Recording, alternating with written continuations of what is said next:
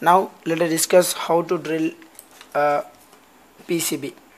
Let us discuss this. You can make a homemade driller which consists of the following parameters.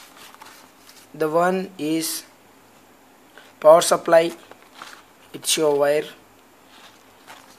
resistor, light emitting diode, that is nothing but a LED, a switch, a motor, a DC motor, and a diode. See here each operation I can explain here. This input voltage supplies us the current to the whole circuit, the resistance which protects this LED, and the switch whenever you want to switch closes, then your motor will be closed and the running will be started. Here when you are releasing your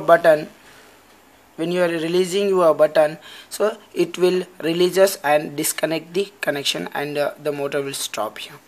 This diode is very helpful to does not allowing the reverse current to flow through this motor.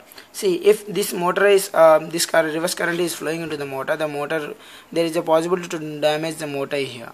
So let us how this work. You can made this is my coupler, this is my bit, it's called a bit.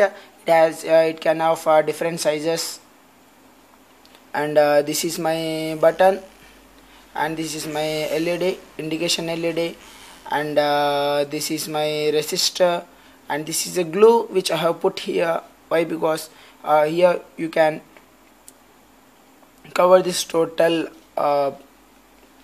tin of this motor with glue in the sense insulator which holds the remaining circuits.